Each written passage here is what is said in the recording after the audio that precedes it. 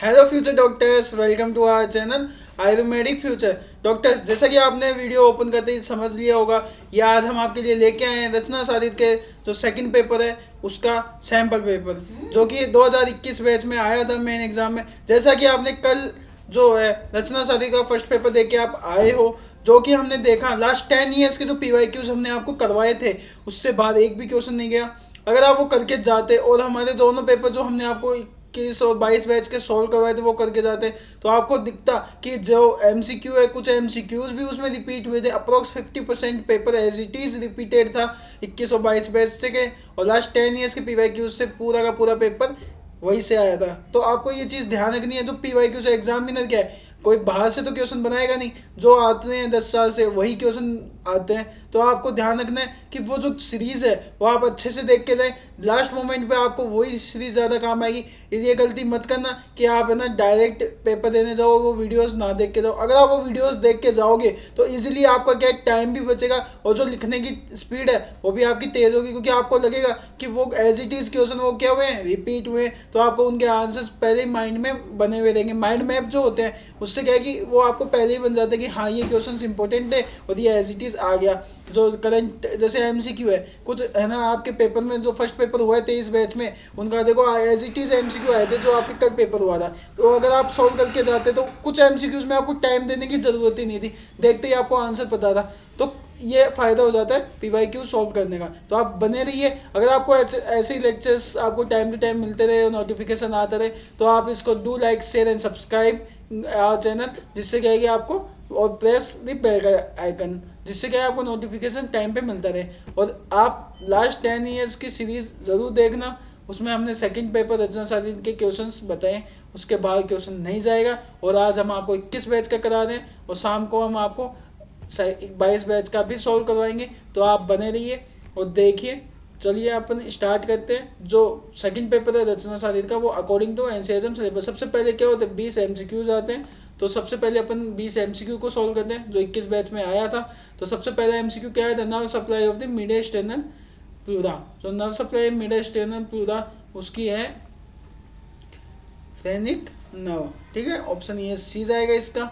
और दूसरा क्वेश्चन क्या आया था 21 बैच में, वो आया था पैरोटिड डक्ट की ओपनिंग कहाँ होती है। जब आप पढ़ोगे ना मैंडिबल और मैक्सिला या फिर सलाइवरी ग्लैंड पढ़ोगे, तो वहाँ पे आपको इजीली पता चल जाएगा कि जो सेकंड मोलर है ना वहाँ पे क्या होती है, ओपनिंग होती है पैरोटिड डक्ट की। तो सीधा ऑप्शन जाएगा आपका सेकंड। उसके बाद में अपन बात करते हैं third question, which relation is not found, यानी कौन सा एंटीरियर रिलेशन में किडनी में नहीं आता। तो देखो ये इजी क्वेश्चन है, आपको अगर ये याद भी नहीं था तो आपको इजीली पता चल जाएगा अगर आपको ये पता है कि कौन सा ऑर्गन कहाँ होता है। जैसे देखो लीवर किस साइड होता है, राइट साइड होता है, ड्यूडेनम भी लेफ्ट साइड होता है और लीवर राइट साइड होता है, प्लस एक स्प्लीन जो है ज़्यादा लेफ्ट साइड होता है। तो ये ड्यूडेनम राइट और लेफ्ट दोनों साइड मूव करता है, बट आपको इजी से जाएगा, इसका आंसर जाएगा स्प्लेनिक फ्लेक्सर, क्योंकि पूरा का पूरा लेफ्ट साइड ही होता है, ठीक है। तो इसका आंसर इजीली है कि आपका क्या जाएगा, स्प्लेनिक फ्लेक्सर। फिर फोर्थ क्वेश्चन में क्या पूछा, कैलोट टैंगल। सबसे ज़्यादा इंपॉर्टेंट क्वेश्चन है, वाइवा में भी पूछा जाता है। कैलोट टैंगल किस में होता है, वो होता है यकृत यानी लीवर। लीवर में क्या होता है, कैलोट टैंगल प्रेजेंट होता है, ठीक है। ये आपको हम डिटेल में पढ़ाया था हमने आपको, जो लीवर का वीडियो है उसमें आप जाके देखिए, उसमें बहुत अच्छे से एक्सप्लेन किया है, ठीक है। उसके बाद में अपन बात करें पायलोरिक कैनाल। जो पायलोरिक कैनाल है वो कौन से लेवल पे लाइज करते हैं, वो मेनली लाइज करते हैं at the level of L1, ठीक है। ये आपका सीधे क्वेश्चन है, लेवल के क्वेश्चन डायरेक्ट पूछे जाएंगे इस पेपर में, क्योंकि है ना सीधा किडनी का क्या लेवल है, हार्ट का क्या लेवल है, इसमें ऑर्गन्स ज़्यादा है, तो उन ऑर्गन्स को आपके लेवल, आपको सभी ऑर्गन्स का अप्रोक्स याद रहना ही चाहिए, ठीक है।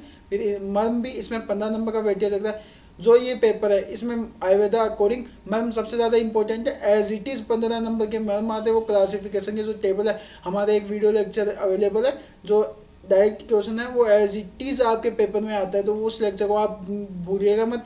अगर आपने वो वॉच नहीं किया तो हम इसके डिस्क्रिप्शन में आपको लिंक प्रोवाइड कर दी जाएगी, वहाँ पे जाइए और उसको कंप्लीट वॉच कीजिए, जिससे आपके मर्म के 15 number as it is cover हो जाए और आपके कहीं नहीं जाएंगे, ठीक है। तो मर्म का क्वेश्चन आया था छठा, जो है इंद्रवस्ती मर्म क्या है, एक तरीके का क्या है, मास मर्म, ठीक है। उसके बाद में अपन बात करें स्तन रोहित मर्म क्या है, वो कालांतर मर्म है। उसके बाद में एक आया था अंजलि प्रमाण, इसमें प्रमाण का एक क्वेश्चन आया था, प्रमाण शारीर का। तो मेनली क्या है, वत्सा का क्या प्रमाण होता है, 3 अंजलि, ठीक है। उसके बाद में अपन बात करते हैं इसका 9th क्वेश्चन जो 21 बैच में 9th क्वेश्चन आया था वो था कटिक तनु उन्मूलन का प्रमाण क्या होता है, वो होता है आधा अंगुल। ठीक है, उसके बाद में हम बात करें जो 10th क्वेश्चन था उसमें पूछा गया था कि आचार्य सुश्रुत के अनुसार शरीर की अंगुली का प्रमाण, देखो अष्टांग के अनुसार पूछ लेगा इस बार एग्जामिनर, या फिर वाग्भट जो कि अष्टांग को ही अपन वाग्भट भी कहते हैं तो आचार्य वाग्भट के अनुसार पूछ लेगा, अदरवाइज आचार्य चरक के अनुसार आपसे पूछा जाएगा कि ये अंगुल प्रमाण शरीर का कितना होता है। तो आपको ध्यान रखना जैसे वाग्भट के 3.5 आते हैं और सुश्रुत ने 120 अंगुल बताया है, तो इसका आंसर सीधा है। अगर आप पढ़ के आओगे तो आपका सीधा आंसर सही हो जाएगा। उसके बाद में रहतिमन कौन सी जगह पे प्रेजेंट होता है लोकेशन, तो वो है पृष्ठ में होता है या उदर में होता है या सिर में होता है या पासों में, तो सीधा आंसर जाएगा आपका पृष्ठ। ठीक है, उसके बाद में सद्य प्राण है जो मर्म है कौन से टाइप का, आग्नेय होता है नेचर में, सौम्य होता है, वायव्य होता है या इनमें से कोई नहीं, तो वो होता है आग्नेय। ठीक है, उसके बाद में त्वचा, त्वचा जो है कौन से सोतस का मूल है, तो वो है मांसपेश सोतस का। ठीक है, उसके बाद में अपन बात करते हैं मॉडर्न के कुछ एमसीक्यू आए थे, जैसे मार्जिनल आर्टरी किसकी ब्रांच होती है, मार्जिनल आर्टरी ब्रांच होती है राइट कोरोनरी आर्टरी। जब हाफ सर्कुलेटरी सिस्टम पढ़ोगे, हार्ट पढ़ोगे, सीवीएस पढ़ोगे, उसके अंदर हमने आपको एक्सप्लेन किया है कि जो किस आर्टरी के क्या ब्रांचेस होते हैं। इसमें आर्टरीज का बहुत ज़्यादा अच्छा वेटेज है, तो आप सभी आर्टरीज जो मेन आर्टरीज है उनको याद करके जाइएगा। उसमें से आराम से 5 से 7 नंबर, यानी एक 5 नंबर में क्वेश्चन आ जाता है और एक क्या है कोई भी 2 से 3 एमसीक्यू पूछ जाते हैं जो कि ब्रांचेस है। और वैसे भी आपको हर जगह काम आती है एनाटॉमी में, जितनी ज़्यादा आपको सप्लाई याद होगी वो आपके फर्स्ट पेपर में भी काम आता है, सेकंड में भी आता है सप्लाई लिखने में, तो इजीली आप इन ब्रांचेस को तो याद कर लीजिए। ठीक है, फिर 15 नंबर में क्या पूछा था 21 बैच में, वो पूछा था सुपीरियर पेरिकोटिको ड्यूडेनल आर्टरी किसकी ब्रांच है, वो ब्रांच है गैस्ट्रो ड्यूडेनल आर्टरी। जब आप आयोटा पढ़ोगे ना और जीआईटी की ब्लड सप्लाई पढ़ोगे तो वहाँ पे भी ये इंपॉर्टेंट है, वहाँ पे आपको लिखनी है। ठीक है, और फिर उसके बाद में 16 क्वेश्चन में पूछा था मीडियन सेकेंड आर्टरी किसकी ब्रांच है, देखो 3 क्वेश्चन तो आपको यही पे आ गए ब्रांच के। ठीक है, तो ये आपको ध्यान रखना है, आर्टरीज अच्छे से पढ़नी है सीधे ही। और 5 नंबर में भी आता है आर्टरीज में, इसमें भी आया था फीमोरल आर्टरी पूछ ली थी 5 नंबर में एग्जाम में, तो आपको उसका पूरा का पूरा कोर्स लिखना होता है। ठीक है, तो अब देखो मीडियन सेकेंड आर्टरी किसकी ब्रांच है, वो ब्रांच है आयोटा की। ठीक है, उसके बाद में अपन बात करते हैं जो है 17 नंबर के क्वेश्चन में एग्जामिनर ने पूछा था कि कोरोनरी साइनस क्या होता है, वो होता है हार्ट के अंदर। ये इजी क्वेश्चन था, ये सबको आता है। उसके बाद में अपन बात करते हैं 18 नंबर में क्या पूछा था, how many root of upper molar, यानी रूट कितने होते 3। ठीक है, जब आप तिथ पढ़े थे ना केसनक दंत में, तो वहाँ पे दंत में ये इजीली वहाँ से आता है, बट ये यहाँ पे जीआईटी के पॉइंट ऑफ व्यू से क्वेश्चन आया हुआ है, तो आप इसको इजीली करके जाना। ठीक है, उसके बाद में 19 नंबर का जो क्वेश्चन है कि लेंथ ऑफ मेल यूरेथ्रा कितनी होती है, वो होती है मेनली अप्रोक्स 18 से 20 सेंटीमीटर। ये देखो डेटा वाइज क्वेश्चन है, जो इसको जितना ज़्यादा पढ़ोगे वो आपको याद आएगा, इसमें कोई कॉन्सेप्ट नहीं है, तो आपको डायरेक्ट ये डेटा याद करने ही पड़ेंगे। तो आप सभी ऑर्गन्स का डायमेंशंस और ये जितना भी उसकी सेंटीमीटर लेंथ है वो इजीली आप याद करके जाना, और जो कि आपके एमसीक्यू पॉइंट ऑफ व्यू से ज़्यादा इंपॉर्टेंट है, तो आप ध्यान से उसको पढ़ना। ठीक है, उसके बाद में अपन बात करें 20 नंबर क्वेश्चन में, जो 21 बैच में क्वेश्चन पूछा गया था वो था ओवेरी कौन से लिगामेंट में सिचुएटेड होती है, वो सिचुएटेड होती है ब्रॉड लिगामेंट में। ठीक है, ये आप ध्यान रखना, ये इंपॉर्टेंट क्वेश्चन है, ये रिपीट भी होता है मैक्सिमम बार। उसके बाद में अपन ने देखो 20 नंबर के जो एमसीक्यू है वो इजीली कवर अप कर लिए थे। अब अपन आज अगले जो है 5-5 नंबर के जो 8 क्वेश्चन आते हैं उनको देखते हैं।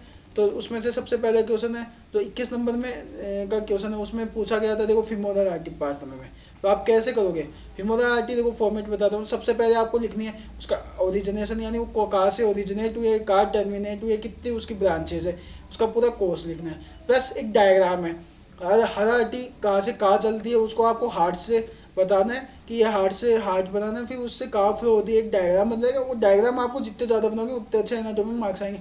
तो इसमें क्या है फीमोरल लिगा जो इंग्वाइनल लिगामेंट है ना वहाँ से इसका रिलेशन है, तो आपको वो डायग्राम बनाना है इंग्वाइनल लिगामेंट की, उसका एक्सटेंड 21 का एक्सटेंशन है। ठीक है, तो आपको ये बताना है, ये डायग्राम बनाओगे, फिर इसकी सप्लाई लिख दोगे, तो इसकी ब्रांचेस लिख दोगे। सप्लाई मीन इस जो फीमोरल आर्टरी है उसकी कितनी ब्रांचेस होती है, वो किसकी ब्रांच है फीमोरल आर्टरी खुद, तो आप पीछे से स्टार्ट करना है। ठीक है, डायरेक्ट फीमोरल आर्टरी से नहीं करना, फीमोरल आर्टरी किसकी ब्रांच है, फीमोरल आर्टरी भी तो किसी का कंटिन्यूस है ब्रांच होगी, तो आपको वो लिखना है। फिर आगे फीमोरल के ब्रांचेस लिखना है, एक फ्लो चार्ट में लिखना है, फिर उसको थ्योरी में लिखना है। ठीक है, इतना लिखोगे तभी आपके 5 में से 4 नंबर आराम से आ जाएंगे, क्योंकि एग्जामिनर पूरे में से पूरे तो किसी के नहीं देता है। फिर उसके बाद में 22 नंबर में जो 21 बैच में क्वेश्चन पूछा गया था वो था ब्रोंको पल्मोनरी सेगमेंट। ये मेनली मैक्सिमम पूछे जाने वाला क्वेश्चन है, लास्ट 10 ईयर्स में 3 से 4 बार रिपीट हुआ है ये, तो आपको ये ध्यान से अच्छे से पढ़ के जाना कि ब्रोंको पल्मोनरी सेगमेंट क्या होता है। क्या तो एग्जामिनर ये देता था या फिर रूट ऑफ लंग पूछता है। ठीक है, उसमें आपको रूट ऑफ लंग में क्या बताना है कि वो एंटीरियर टू पोस्टीरियर क्या क्या उसके कंटेंट होते हैं। ठीक है, उसके बाद में 23 नंबर में क्या पूछा है कि डिफरेंस बताओ राइट लंग और लेफ्ट लंग के बारे में। ये भी इजी क्वेश्चन है, ये बार बार पूछा जाता है, तो आपको ध्यान रखना है, ठीक है। उसके बाद में आपको इसमें क्या है, आप क्या बताओगे, एक्सटर्नल फीचर्स बताओगे कि किसमें, इसमें जैसे फीचर है ना राइट लंग में और लेफ्ट लंग में अलग अलग तरीके के लॉब्स उसमें अलग अलग डिवाइड है, ठीक है। उसकी लेंथ अलग अलग है कि कौन सा राइट लंग बड़ा है या लेफ्ट लंग बना है, कंपेरिजन टेबल बनाना और उसके नाम सप्लाई ब्लड सप्लाई कॉमन चीज़ लिखना, फिर उसको उसके क्लिनिकल एक्सपर्ट लिखना, ठीक है। इसमें क्लिनिकल एक्सपर्ट जितना ज़्यादा लिखोगे उतने ज़्यादा आपके नंबर मिलेंगे, ठीक है।